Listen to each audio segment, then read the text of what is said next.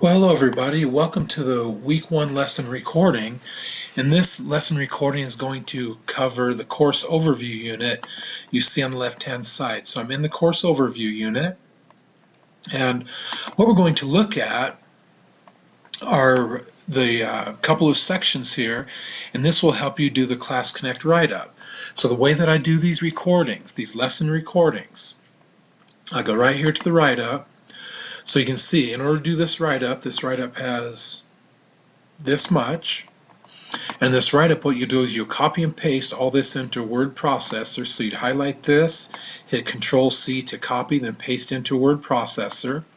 Then as you watch this recording, you find the answers. Then you type your answers into your word processor for these questions. Check your spelling and your grammar and all that.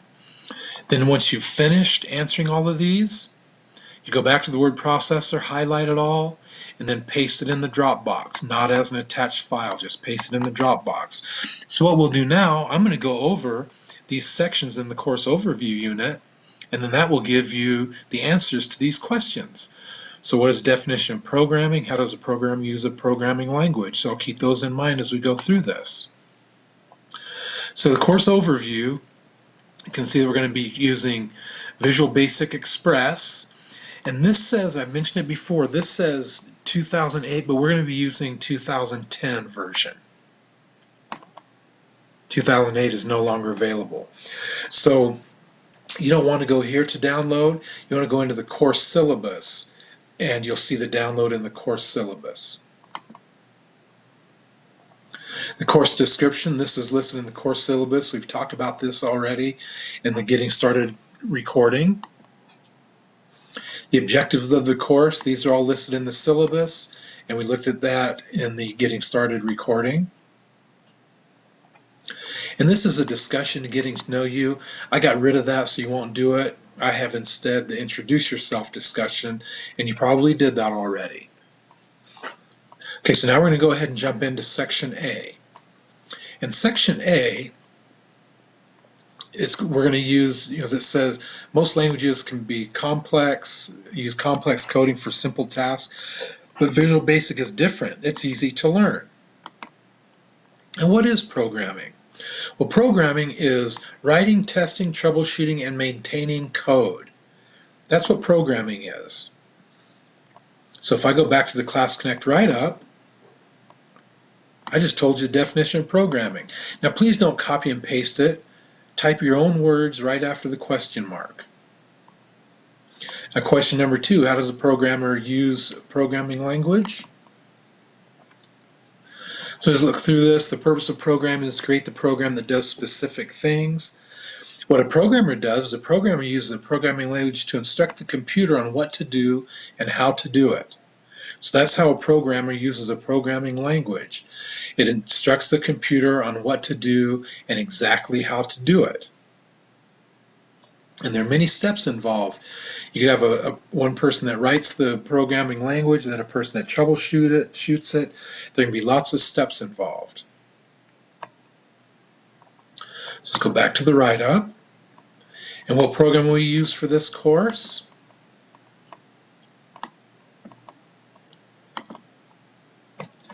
We're going to be using Visual Basic. That's the name of the program. So Visual Basic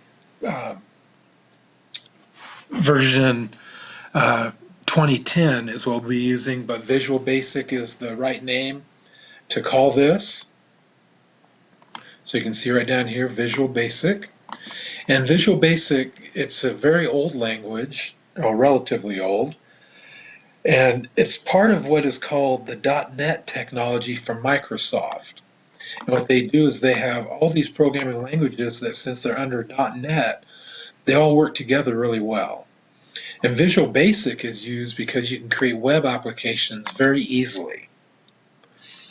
Now, some of the things you can create with Visual Basic, down here you can create console applications, like for a kiosk or an app that somebody could use on a computer. You can create Windows applications like Sketchpad or Notepad, and you can create web applications. You can also do some libraries. But those are a few things that you can do with Visual Basic. Okay, the major feature of .NET and what do compilers do. So let's see this. So now we're talking a little bit more about .NET. And you see that that's what Microsoft started putting together back in 2000. And the major features of .NET is the ability to support multiple programming languages. So you can see here .NET can support Visual Basic, C, Visual C++, etc. So that's a major advantage of .NET. Now when you do a program, when you write a program, you put it in the language that we know as English language, then the computer has to compile it. And what a compiler does is a compiler converts the programs into machine language. So it converts it into what the machine can understand. And there's some different steps in to do that. So what we're going to do in Visual Basic, we would write the source code in using English language terminology, and then the compilers, you can see the step in here, the compilers translate it into a Microsoft Intermediate language, and then there's one more step that then turns it into native code that the computer can read. But the step in the middle there is called compilation, and that's done by compilers that converts it to the machine forms of the language. So if we go back to the Class Connect Writeup, we've answered all of these questions. So now we're on to Section B. And Section B, for answers 6 through 10, lists the 4 rules a good programmer should follow. And don't just copy and paste them, just put the important information for those 4 rules. So if we go to Section B, right here we have right off the bat, here are the 4 rules, and I don't want you to just copy and paste that. I just want you to, like, the programmer must communicate their actions and intentions within their code. So that's going to be your answer. Or you could paraphrase what this says. Number 2, whenever you write a new program, create a comment block at the top of the program with these details, because the comment block can help other people who look at the program later on. Number 3, whenever an error shows up, read the error message thoroughly, because that'll give you important information about what went wrong. Then you can much more easily fix the error. And finally, the 4th thing, if you think your coding is difficult, add comments above the coding so other people who look at your coding can understand it. So those are the 4 rules of good programming. Now, to close out this section, there are a couple more slides. Here's a little multiple choice, so go ahead and do that on good programming, see if you learned anything. And then the getting to know you discussion, as I said, we're skipping that, so don't worry about that. So what we've done so far is this is the Week 1 lesson recording, and I've given you all the answers for this.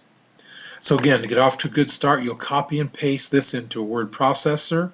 You'll put the answers in. Once you have the answers in the word processor, then you again copy and paste the whole thing with the answers. Then you paste it into the Dropbox. That's exactly how these Class Connect write-ups work. So thanks for watching this course overview Week 1 lesson recording, and I hope you have all the right answers and you posted them the correct way into the Dropbox. Thanks everyone. Bye.